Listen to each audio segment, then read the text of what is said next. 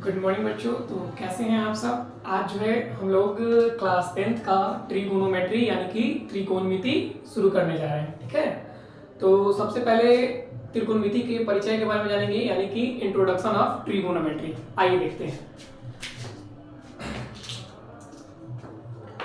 तो सबसे पहले लिखेंगे ट्रिगोनोमेट्री,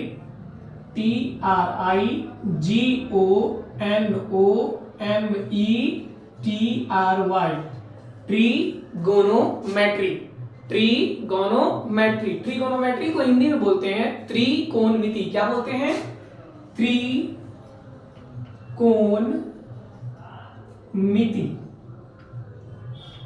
त्रिकोणमिति। अब बात आता है कि त्रिकोणमिति है क्या, ट्रिगोनोमेट्री होता क्या है ना। तो सबसे पहले तो हम लोग क्लास 10th का ट्रिगोनोमेट्री शुरू करने जा रहे हैं। तो यहाँ पे लिख देंगे क्लास 10th, और आज जो है आपको हो गया 24/2/23 यानी कि 24 तारीख दूसरा महीना 2023।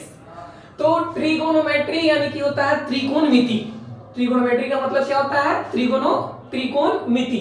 ठीक है, अब ट्रिगोनोमेट्री TRI GONO गोनो METRY मेट्री। ट्रिगोनोमेट्री TRI GONO गोनो METRY मेट्री। ट्रिगोनोमेट्री। ट्री का मतलब होता है त्रि, संस्कृत में त्रि बोलते हैं। गोनो का मतलब होता है कोण। मेट्री का मतलब होता है मिति। मिति संस्कृत में माप को क्या बोलते हैं? मिति। त्रिकोणमिति। त्रि का मतलब होता है हिंदी में तीन, गोनो का मतलब कोण, कोण को कोण बोलते हैं, और मिति को माप बोलते हैं। क्या बोलते हैं? माप या मापन भी आप बोल सकते हैं। ठीक है, तो ट्रिगोनोमेट्री। ट्रिगोनोमेट्री ट्री का मतलब होता है त्रि, गोनो का मतलब होता है कोण, और मेट्री का मतलब होता है मिति। त्रि को बोलते हैं तीन, गोनो को बोलते हैं कोण, और मिति को बोलते हैं माप। तीन कोण माप। क्या हो गया? तीन कोण माप। अर्थात इसका है कि तीन कोण माप। त्रिकोणमिति क्या है? तीन कोण माप, यानी कि तीन कोणों के माप को त्रिकोणमिति कहते हैं। अगर कोई आपसे पूछे कि त्रिकोणमिति क्या है, त्रिकोणमिति क्या है, तो आप कहिएगा तीन कोणों के माप को त्रिकोणमिति कहते हैं। तीन कोण के माप को त्रिकोणमिति कहते हैं। इसी को अगर आप इंग्लिश में जानेंगे तो ऐसे लिखेंगे ट्रिगोनोमेट्री TRIGONOMETRY। ट्रिगोनोमेट्री क्या है? Measure of MEASURE, major of three angles THREE, three angles, measure of three angles are called trigonometry TRIGONOMETRY, यानी कि तीन कोणों के माप को त्रिकोणमिति कहते हैं। Major of three angles that is called trigonometry. अब सबसे बड़ी बात यह है कि हम लोग ट्रिगोनोमेट्री पढ़ रहे हैं तो इसमें त्रिभुज के बारे में जरूर पढ़ेंगे, क्योंकि ट्री का मतलब त्रि होता है। ट्री का मतलब तीन, तीन कोण जैसे ही बात आया आपका तीन कोण। तीन कोण मतलब क्या? त्रिभुज। और त्रिभुज क्या है, सबसे पहले हम ये जान लेते हैं कि त्रिभुज क्या होता है। ठीक है, तो त्रिभुज आप लोग पहले पढ़े होंगे, लेकिन फिर भी मैं बता देता हूं कि त्रिभुज क्या होता है। त्रिभुज यानी कि तीन भुजाओं से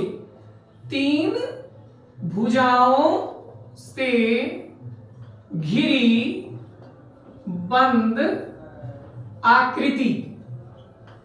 तीन भुजाओं से घिरी बंद आकृति को त्रिभुज कहते हैं।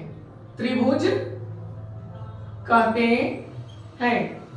तीन भुजाओं से घिरी बंद आकृति को क्या कहते हैं? त्रिभुज कहते हैं। ठीक है, अब त्रिभुज होता कैसा है, तो आइए एक एग्जांपल देखते हैं।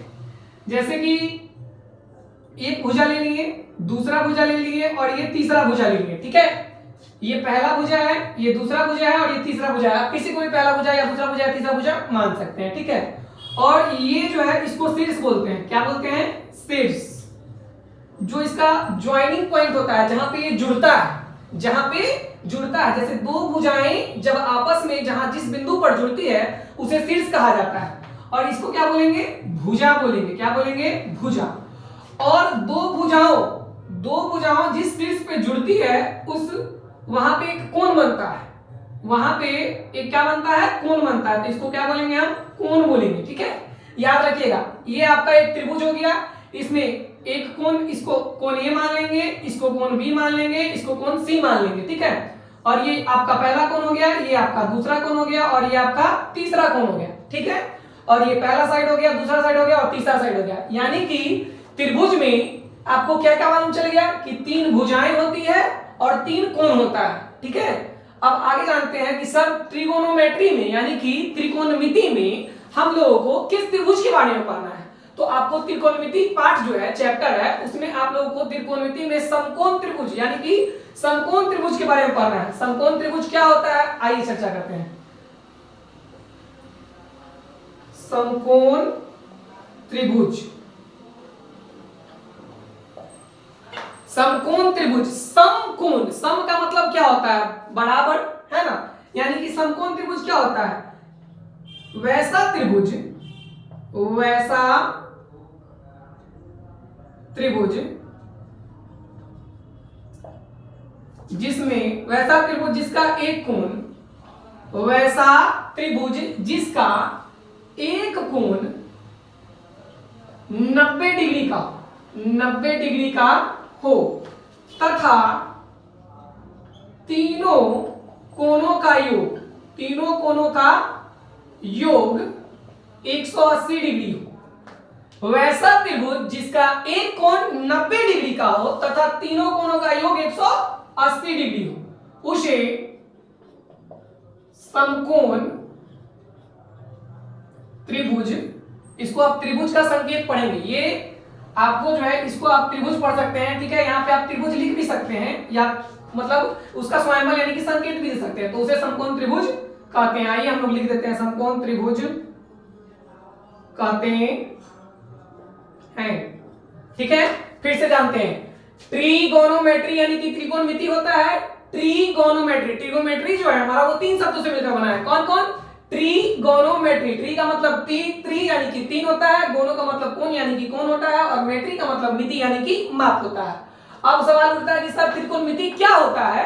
तो तीन कोणों के माप को त्रिकोणमिति कहते हैं। तीन कोणों के माप को त्रिकोणमिति कहते हैं। अब इस इंग्लिश में इसी को जानेंगे कि ट्रिगोनोमेट्री, तो measure of three angles, measure of three angles that is called trigonometry, यानी कि measure of three angles are called trigonometry, यानी कि तीन कोणों के माप को, तीन कोणों के माप, जैसे कि ये कोण है और इसके माप को, तो तीन कोणों के माप को क्या कहा जाता है? त्रिकोणमिति कहा जाता है। सर जी अब त्रिभुज क्या होता है? तो तीन भुजाओं से घिरी बंद आकृति को त्रिभुज कहते हैं। अब त्रिभुज का एग्जांपल आपको बता दें, त्रिभुज कैसे बनता है हमारा। त्रिभुज में क्या होता है? तीन कोण होंगे हमारा, तीन भुजा होंगे। ठीक है, और जो कोण होता है जहां भुजाएं जुड़ती है उसको क्या कहते हैं? शीर्ष कहते हैं। ठीक, अब कहता है समकोण त्रिभुज, मतलब त्रिभुज में हम किस त्रिभुज के बारे में पढ़ते हैं? सॉरी, त्रिकोणमिति में हम किस त्रिभुज के बारे में पढ़ते हैं? समकोण त्रिभुज। तो समकोण त्रिभुज क्या होता है? वैसा त्रिभुज जिसका एक कोण 90 डिग्री का हो तथा तीनों कोणों का योग 180 डिग्री हो, उसे क्या कहते हैं? समकोण त्रिभुज कहते हैं। ठीक है, अब आइए समकोण त्रिभुज कैसा होता है ये आपको हम बताएं। एक हम भुजा ले लेंगे, फिर दूसरी भुजा लेंगे, और ये तीसरी भुजा लेंगे। ठीक है, ये जो हमारा भुजा है ये हमारा 90 डिग्री का है, तो कहता है वैसा त्रिभुज जिसका एक कोण 90 डिग्री का हो, तो इसको मान लेंगे ए, इसको मान लेंगे बी, और इसको मान लेंगे सी। यानी कि ये कोण ए हो गया, कोण बी हो गया, और कोण सी हो गया। ठीक है, कोण ए और कोण बी और कोण सी, ये हमारा समकोण त्रिभुज है। समकोण त्रिभुज में हमारा समकोण कौन सा है? बी जो है वो हमारा क्या हो जाएगा? समकोण हो जाएगा। ठीक है, जब बी हमारा समकोण हो जाएगा तो ए और सी जो है वो समकोण यानी कि 90 डिग्री से कम होगा। अब आप लोगों को ये बताएंगे कि वैसा त्रिभुज जो 90 डिग्री से कम हो या 90 डिग्री से अधिक हो, तो उसे क्या कहते हैं, वो क्या होता है? आइए जानेंगे हम लोग। इतना में कोई दिक्कत नहीं आप लोगों को? चलिए ठीक है, आगे बढ़ते हैं।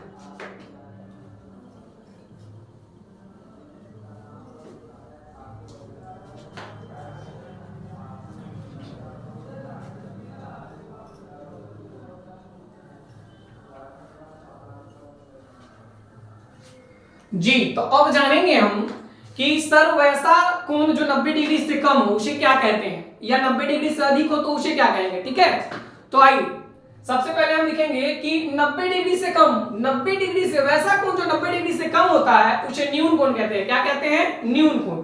तो यहां लिखेंगे न्यून कोण। न्यून कोण, न्यून कोण क्या है? वैसा कोण, वैसा कोण जो 90 डिग्री से कम हो उसे न्यून कोण कहते हैं, कहते हैं। वैसा कोण जो 90 डिग्री से कम हो उसे क्या कहते हैं? न्यून कोण कहते हैं। ठीक है, अब कहता है कि सर 90 डिग्री से अधिक होगा तो उसे क्या कहेंगे। तो आइए, जब 90 डिग्री से अधिक हो तो उसे कहते हैं अधिक कोण। क्या कहते हैं? अधिक कोण।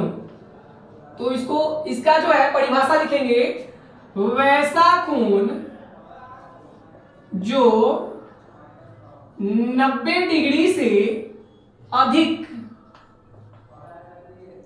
एवं 180 डिग्री से कम हो, 180 डिग्री से कम हो उसे अधिक कोण कहते हैं।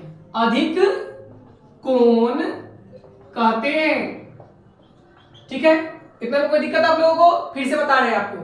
देखिए, सबसे पहली बात कि त्रिभुज में हमको समकोण त्रिभुज के बारे में पढ़ना है, और समकोण त्रिभुज में क्या होता है कि हमारा एक कोण जो होता है वो 90 डिग्री का होता है, और बाकी जो दो कोण होती है हमारी वो क्या होगा? 90 डिग्री से छोटा होगा। और जब 90 डिग्री से छोटा हो तो उसे क्या कहेंगे हम? न्यून कोण कहेंगे। न्यून कोण यानी कि वैसा कोण जो 90 डिग्री से कम हो उसे क्या कहेंगे? न्यून कोण। वैसा कोण जो 90 डिग्री से कम हो उसे न्यून कोण कहते हैं, और वैसा कोण जो 90 डिग्री से अधिक हो उसे क्या कहेंगे? अधिक कोण कहेंगे। ठीक है, इतना में कोई दिक्कत आप लोगों को? चलिए, ठीक है, अब आगे बढ़ते हैं। अब आता है कि सर इसमें कोई दिक्कत नहीं है ना आप लोगों को? मिटा दिया जाए? चलिए ठीक।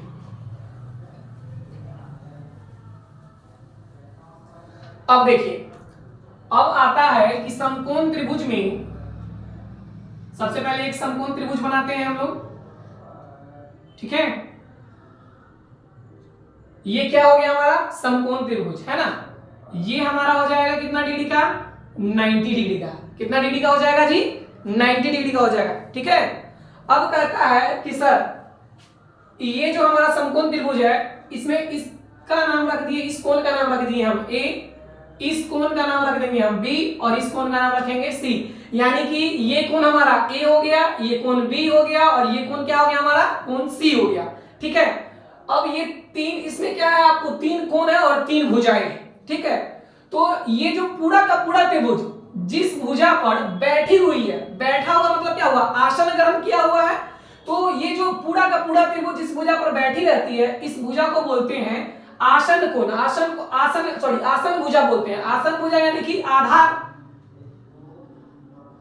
क्या बोलते हैं? आसन भुजा। आसन भुजा यानी कि होता है जब पूरा, जैसे कोई हमारे यहाँ आता है या साधु महात्मा बैठे रहते हैं तो जिस मुद्रा में बैठे रहते हैं, जिस स्थिति में बैठे रहते हैं उसे बोलते हैं, जिस पर बैठे रहते हैं उसे बोलते हैं आसन। क्या बोलते हैं? आसन। तो ये हमारा बीसी जो रेखा है यानी कि जो भुजा है उसको क्या बोलेंगे? आसन भुजा। आसन मतलब क्या होता है? आधार। उसका क्या बोलेंगे? आधार। आधार को इंग्लिश में क्या बोलते हैं? आधार को इंग्लिश में बोला जाता है बेस। BASE, base.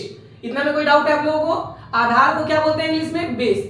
अब देखिए, आधार पर जो लंबवत रेखा खड़ी रहती है, आधार पर जो लंबवत रेखा खड़ी रहती है उसको क्या बोलते हैं? परपेंडिकुलर बोलते हैं। क्या बोलते हैं? परपेंडिकुलर। हिंदी में बोलते हैं लंब, और इंग्लिश में परपेंडिकुलर बोला जाता है PREPENDICULAR, परपेंडिकुलर। ठीक है, अब परपेंडिकुलर यानी कि लंब, और आधार यानी कि क्या होता है हमारा? बेस।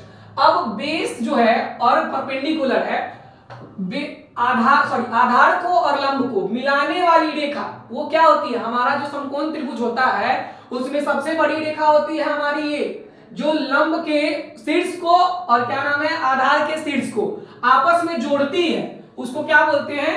यहाँ पे इसको बोलेंगे हम कर्ण बोलते हैं। ये जो है पूरे त्रिभुज की सबसे बड़ी भुजा होती है। कर्ण जो है, ये समकोण त्रिभुज है या कोई भी त्रिभुज हो उसमें जो है आपका कर्ण जो है वो सबसे बड़ा होता है। किसी भी त्रिभुज में आप जो है कर्ण को देखेंगे वो सबसे बड़ा होगा। क्यों? हम जानते हैं महाभारत आप लोग देखे होंगे, महाभारत में जो है कर्ण जो होता है वो सबसे बड़ा भाई होता है। बिल्कुल उसी तरह त्रिभुज में भी जो है कर्ण जो है यानी कि हमारा सबसे बड़ा होगा। सर जी कर्ण को इंग्लिश में क्या बोलेंगे? कर्ण को इंग्लिश में क्या कहते हैं? तो कर्ण को इंग्लिश में बोला जाता है हाइपोटेनस, HYPOTENUS, हाइपोटेनस। क्या कहते हैं? हाइपोटेनस। देखिए फिर से मैं बताना चाहूंगा, ये आपका समकोण त्रिभुज हो गया जिसमें कोण ABC हो गया। अब कोण B जो है वो हमारा क्या हो गया? समकोण यानी कि 90 डिग्री, ठीक है। और ये जो AB रेखा है इसका नाम क्या हो गया? लंब, क्योंकि यह B पर जो है लंबवत खड़ी है, तो ये हमारा हो गया लंब यानी कि परपेंडिकुलर। अब जो ये पूरा का पूरा त्रिभुज जिस पर आसन ग्रहण किया हुआ है इसको बोलेंगे आधार यानी कि B यानी कि बेस, ठीक है। और इसको बोलते हैं कर्ण, क्योंकि यह सबसे बड़ा भाई है, मतलब सबसे बड़ा है इसमें, तो इसको बोलेंगे कर्ण। कर्ण का मतलब क्या होता है? हाइपोटेनस, ठीक है। अब कहने का मतलब है कि हम लोग जो है अभी त्रिकोणमिति का परिचय पढ़ रहे हैं यानी कि इंट्रोडक्शन ऑफ ट्रिगोनोमेट्री। तो इसमें जो है आपको सबसे पहले ये जानना है कि इसमें त्रिकोणमिति में कि हम लोग अभी जानते होंगे कि sine theta, cos theta, tan theta पढ़ते हैं, लेकिन साइन थीटा क्या है, कॉस थीटा क्या है, टेन थीटा क्या है, कैसे आया? तो क्या हुआ था कि जब त्रिकोणमिति जब आर्यभट्ट ने बनाया था, आर्यभट्ट जो मतलब बड़े हमारे साइंटिस्ट हैं, उन्होंने जब बनाया था आर्य क्या नाम है ट्रिगोनोमेट्री बनाया था, तो उन्होंने कहा था कि एक मान लीजिए कि ये जो है हमारा समकोण त्रिभुज है, इसमें 1 2 3 ये हमारे 3 सदस्य हैं, ये लंब है, ये कर्ण है और ये आधार है, ठीक है। तो लंब को परपेंडिकुलर और कर्ण को हाइपोटेनस, आधार को भी बोलते हैं। तो परपेंडिकुलर का स्वयंबल संकेत P हो गया, हाइपोटेनस का संकेत H हो गया और बेस का संकेत हमारा B हो गया। तो अब ये मान लेते हैं कि ये एक परिवार है, इस परिवार में कितने सदस्य हैं? 3 सदस्य हैं। पहला सदस्य का नाम हो गया कर्ण और पहला का हो गया कर्ण, दूसरा का हो गया लंब और तीसरा का हो गया आधार, ठीक है। अब जो है ये 3 सदस्य हैं, तो इनमें आपस में कोई रिश्ता होगा और इनका कुछ नाम होगा। तो सबसे पहले 3 सदस्य, तो रिश्ता कितना हो गया जी? 6। क्यों? अगर एक पुत्र अपने मतलब कहता है कि यह मेरे पिताजी हैं, एक पुत्र जो है पड़ोसी से कहता है कि ये मेरे पिताजी हैं, तो उनके पिताजी भी तो कहेंगे कि यह मेरा पुत्र है। यानी कि 2 आदमी में कितना संबंध हो सकता है जी? 2 आदमी में 4 संबंध हो सकता है। सॉरी 2 आदमी में जो है वो मतलब 2 संबंध हो सकता है। कैसे?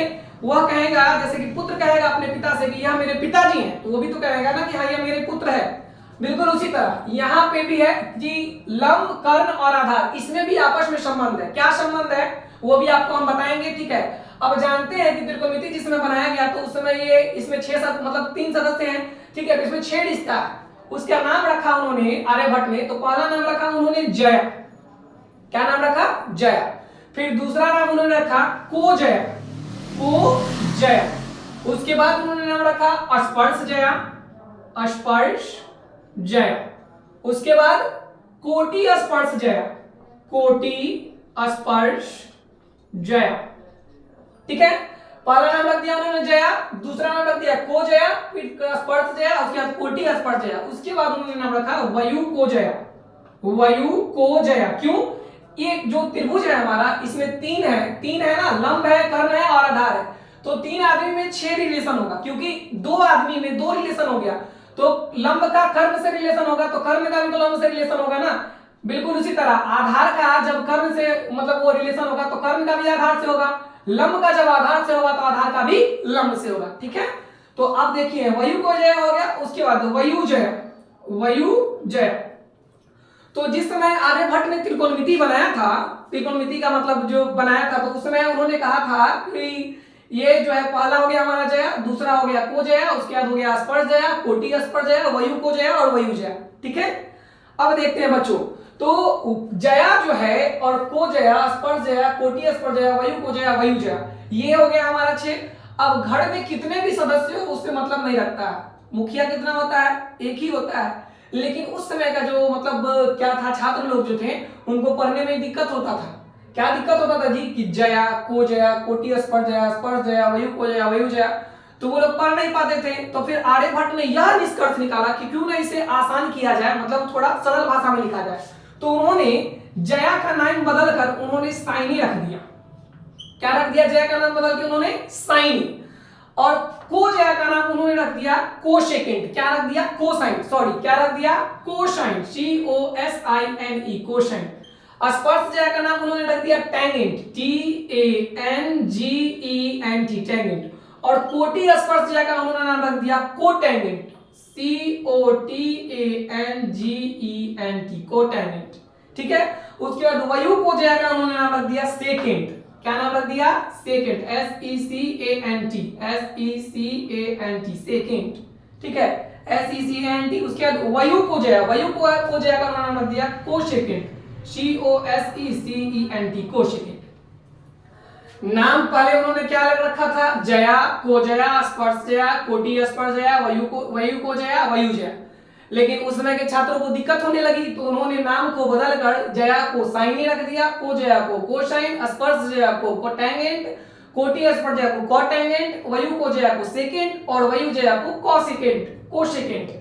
फिर भी छात्रों को मतलब जो है पढ़ने में मतलब बहुत ज्यादा कठिनाई होती थी। फिर भी छात्रों ने कहा कि सर हमें बहुत दिक्कत होती है, अभी भी हमें प्रॉब्लम पढ़ने में जो है वो कठिनाइयां हो रही है। तो फिर आर्यभट्ट ने सोचा कि क्या किया जाए, तो उन्होंने किया कि जितना भी नाम उन्होंने बदला था उस सबको आधा कर दिया, मतलब छोटा कर दिया। कैसे, साइने का नाम उन्होंने सिर्फ रख दिया साइन, कोसाइन का उन्होंने नाम सिर्फ रख दिया कॉस, टेंजेंट का नाम उन्होंने सिर्फ रख दिया टेन,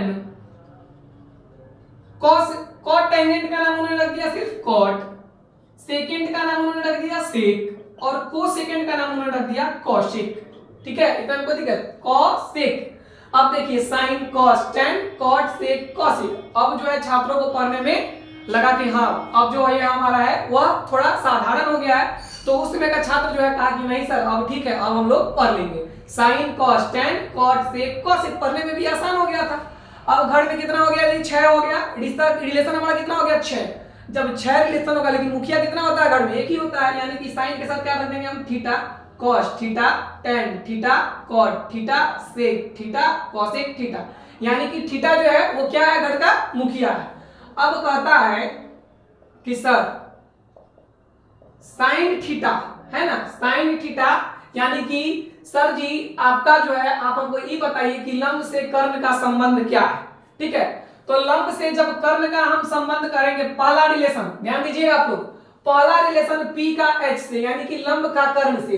तो लंब का जब कर्ण से रिलेशन करेंगे तो क्या आ जाएगा जी हमारा P का संबंध H से। तो साइन थीटा बराबर क्या हो जाएगा, P बटा H। साइन थीटा बराबर क्या हो जाएगा, P बटा H। ठीक है, अब जब साइन थीटा बराबर क्या हो गया, P बटा H। ठीक है, अब कहता है कि सर जी cos थीटा बराबर क्या हो जाएगा।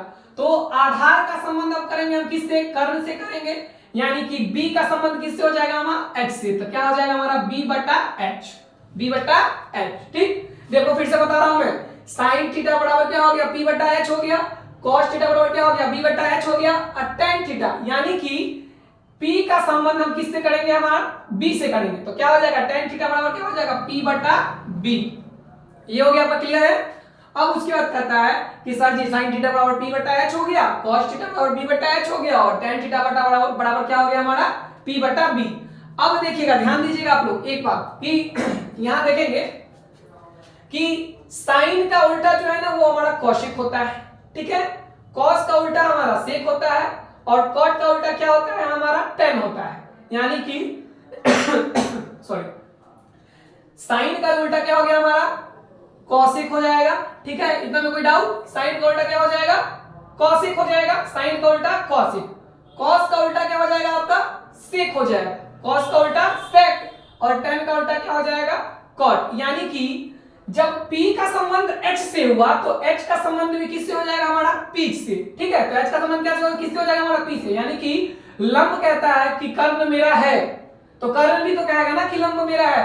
तो कहता है कि सर जी यहाँ पे आ गया, हाँ, तो लंब का संबंध कर्ण से है तो कब क्या करेंगे, कर्ण का संबंध लंब से करेंगे, यानी कि कॉसेक का। इसका उल्टा ये होता है तो कॉसेक थीटा बराबर क्या हो जाएगा हमारा H बटा P।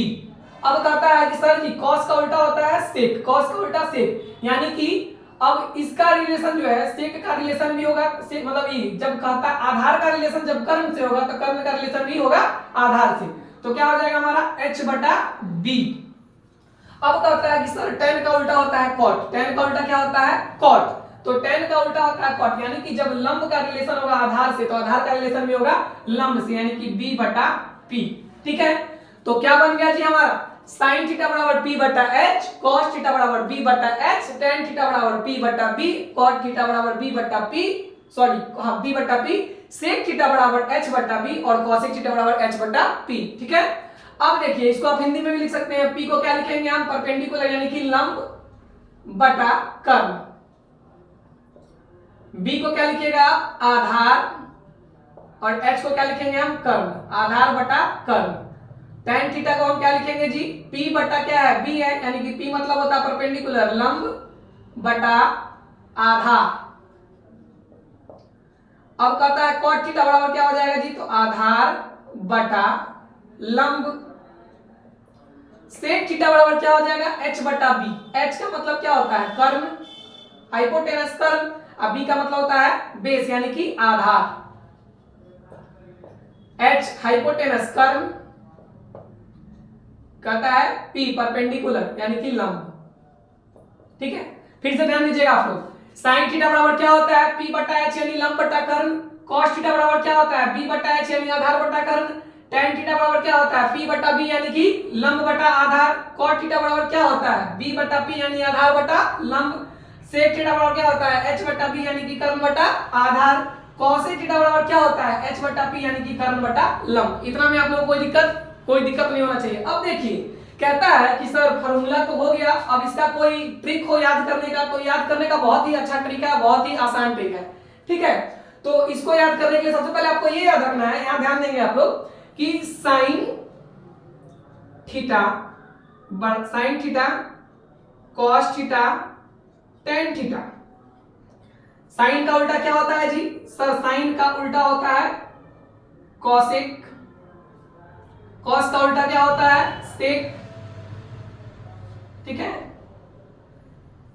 साइन का उल्टा हो गया आपका cosec, cos का उल्टा हो गया sec और tan का उल्टा हो गया cot। ठीक है, sin थीटा बराबर क्या बताएं आपको, p बटा h, cos थीटा बराबर क्या बताएं, b बटा h, tan थीटा बराबर क्या बताएं, p बटा b, cosec थीटा बराबर क्या होता है, h बटा p, sec थीटा बराबर क्या होता है, h बटा b और cot थीटा बराबर क्या होता है जी, b बटा p।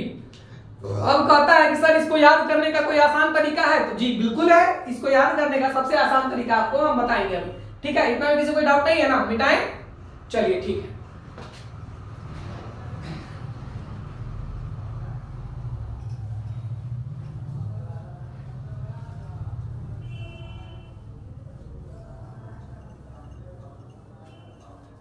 अब कहता है कि सर जी इसको याद करने का कोई तरीका, तो बिल्कुल है, देखिए p बटा h b बटा p बटा h b बटा h और p बटा b, यही ना है आपका। साइन थीटा का फॉर्मूला क्या होता है, p बटा h, cos थीटा का b बटा h और tan थीटा का क्या होता है, p बटा b।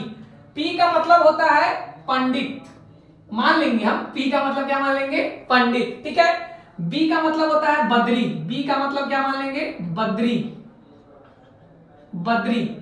अब p का मतलब मान लेंगे प्रसाद, प्रसाद, पंडित बद्री प्रसाद। ठीक है, h का मतलब मान लेंगे हरे, फिर h का मतलब मान लेंगे हरे और b का मतलब मान लेंगे बोले। ठीक है, तो क्या हो गया, पंडित बद्री प्रसाद हरे हरे बोले, पंडित बद्री प्रसाद हरे हरे बोले, यानी p से पंडित, b से बद्री, p से प्रसाद, h से हरे, b से बोले। यानी कि आप इसको ऐसे बना सकते हैं कि पंडित बद्री प्रसाद, पंडित बद्री प्रसाद, फिर बटा दे देंगे हरे हरे बोले, यानी साइन थीटा बराबर p बटा h, cos थीटा बराबर b बटा h, tan थीटा बराबर p बटा b। अब tan का हम जानते हैं कि साइन का उल्टा क्या होता है, cos एक, cos का उल्टा क्या होता है, sec, और tan का उल्टा क्या होता है, cot। ठीक है, तो इसका उल्टा करेंगे तो हमारा साइन का उल्टा हो जाएगा cos एक यानी कि h बटा p, sec का हो जाएगा h बटा b और cot का हो जाएगा b बटा p। ठीक है, इतना में कोई डाउट है आप लोगों को, जी जी हाँ, इतना में कोई डाउट नहीं है ना। हाँ, ये पंडित बद्री प्रसाद हरे हरे बोले, यानी कि p बाई h कर लेंगे, पर देखिए पंडित बद्री प्रसाद हरे हरे बोले तो p by h, b by h और p बाई b कर लेंगे। ठीक है, तो अब इसको उल्टा कर देंगे तो h बटा p हो जाएगा, इसको उल्टा कीजिएगा h बटा b हो जाएगा, इसको उल्टा कीजिएगा तो b बटा p हो जाएगा। ठीक है, तो आज हम लोगों ने क्या जाना कि त्रिकोणमिति क्या है। तो त्रिकोणमिति क्या है, तीन कोनों के माप को क्या कहते हैं, त्रिकोणमिति कहते हैं। तो सर जी त्रिभुज किसे कहते हैं, तो तीन भुजाओं से घिरी आकृति को, तीन भुजाओं से घिरी या बंद, तो तीन भुजाओं से घिरी बंद आकृति को त्रिभुज कहते हैं। आप ऐसे भी कह सकते हैं कि तीन भुजाओं से घिरी आकृति को त्रिभुज कहते हैं, ठीक है। तो सर जी त्रिकोणमिति को इंग्लिश में क्या कहते हैं, तो ट्रिगोनोमेट्री कहते हैं। आप लोगों को आज बताया गया है कि ट्रिगोनोमेट्री का स्पेलिंग क्या होता है, TRIGONOMETRY, ट्रिगोनोमेट्री।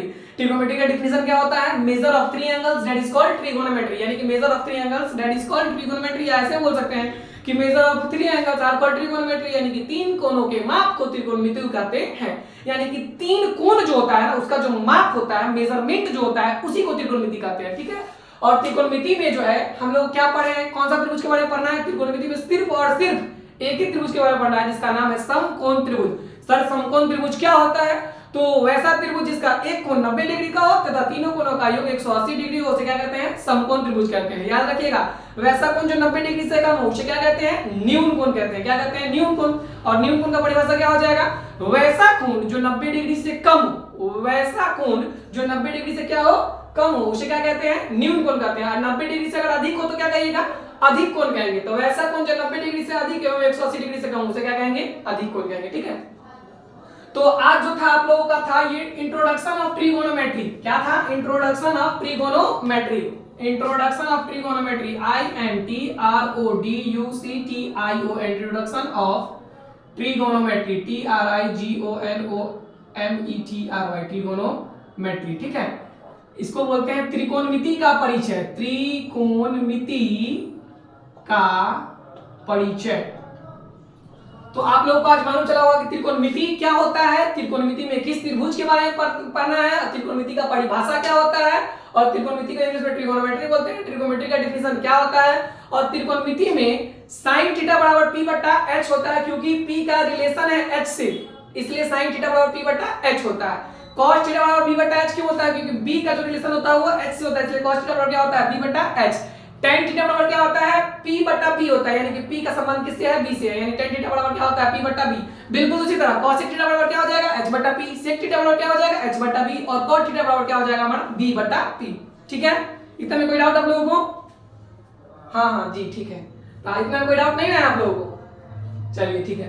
तो ये था हमारा इंट्रोडक्शन था त्रिकोणमिति का परिचय, ठीक है। अब हम जो है पाठ जो है प्रश्नावली 8.1 यानी कि त्रिकोणमिति जो है कक्षा 10वीं में आप लोग जो पढ़ रहे हैं, तो उसमें पाठ 8 में त्रिकोणमिति का परिचय, इंट्रोडक्शन ऑफ ट्रिगोनोमेट्री है, जो हम लोग अगले वीडियो में जो है स्टार्ट करेंगे। त्रिकोणमिति का परिचय का पाठ 8.1 यानी कि प्रश्नावली 8.1 जो है हम अगले वीडियो में लाएंगे आप लोगों के लिए। आप लोग बताइएगा जरूर कि हाँ आप लोगों को कैसा वीडियो लगा, और अगर चैनल पे आप लोग नए हैं तो चैनल को लाइक और सब्सक्राइब जरूर करें, और बगल में जो बेल आइकन होगा उसको दबा के ऑल पे प्रेस कर लें। थैंक यू, आज के लिए इतना ही।